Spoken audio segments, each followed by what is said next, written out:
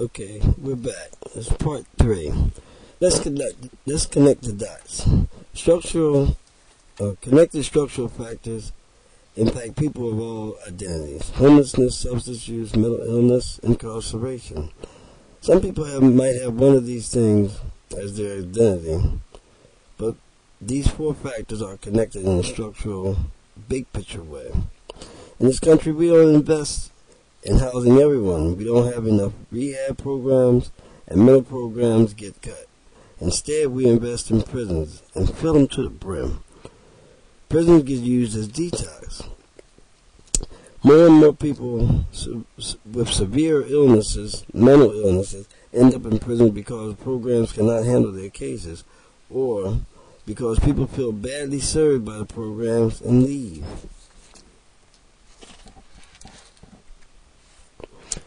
Homelessness and unstable housing.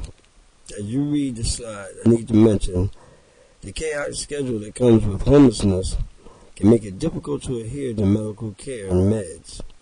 It's not impossible, but it usually requires extra help and a network of advocates. Other issues involved in homelessness are lack of transportation, literacy, apathy, lack of hope, lack of education, and child abuse. Substance use. Other factors that might occur with substance use are loss of hope. Dying feels like an acceptable way out of this mess. Non-adherence to meds, case management, doctor's appointments, housing appointments, etc. Lack of car fare, or other pocket money, and impatience. Substance use increases the risk of HIV transmission, not by itself, but because it's linked to the loss of inhibitions and increased risk behaviors. Sometimes risky behaviors are undertaken in the barter for substances, okay? Substance use can also make it difficult to adhere to medical care and medications. There is further risk of straining on the liver, or drug interactions, especially alcohol. Some doctors refuse to take care of a person who is using drugs, which can be deadly to an HIV patient. To make all this worse, instead of providing enough rehabilitation to help people quit using substances, our nation prefers to imprison and punish the users.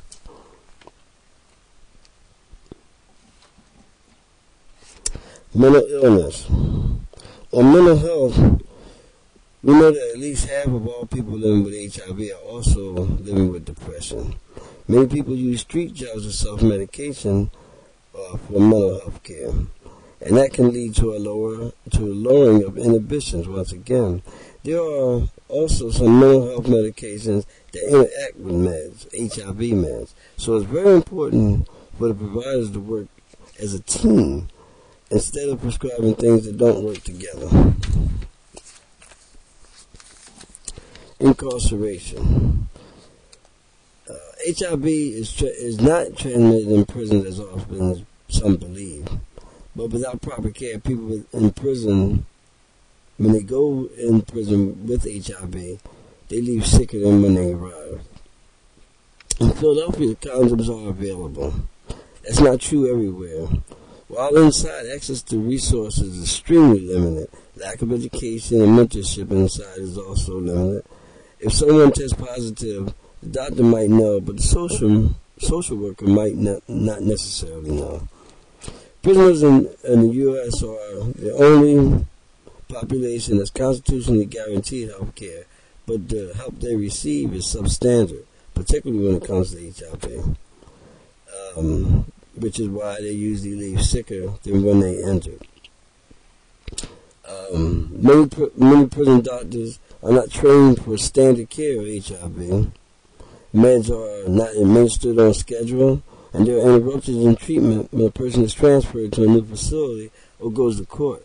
Confidentiality also is not protected. Sick call slips are not answered quickly, and sometimes not at all. And I've experienced that myself. Stress hurts the immune system. So HIV status is sometimes criminalized inside these facilities also. In Philadelphia prison system, condoms are not contraband because our activists demanded it. Now, a closer look at the HIV risk. HIV is not transmitted through casual contact, not hugging, kissing, sharing restrooms, sharing food or eating off the same plate. Mosquito bites doesn't happen. Sharing exercise equipment or even a swimming pool. Sneezing and coughing neither. HIV is passed through exposure to body fluids. Only 4 fluids. And this is blood, semen, vaginal fluid, and breast milk. The skin is the body's biggest immune organ. It keeps germs out all the time. For HIV transmission to occur, HIV has to be present and get into the next person's bloodstream. We're not talking about skin-to-skin contact here. HIV can get into the bloodstream through unsafe sex, oral, vaginal, and anal exposure to semen and vaginal fluids. That's and pre-cum also has semen in it. Semen also includes pre-cum. Sharing needles or injection paraphernalia, exposure to blood, breastfeeding, exposure to breast milk. Now, let's be realistic.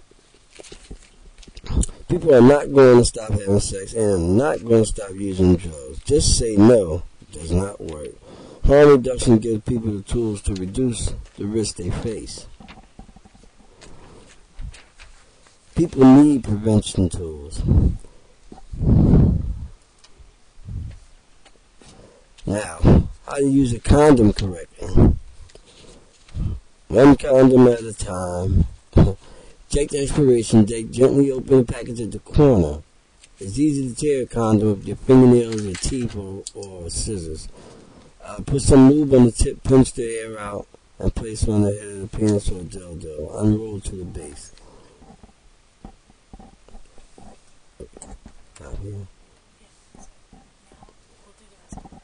And we'll finish the rest up in part 4.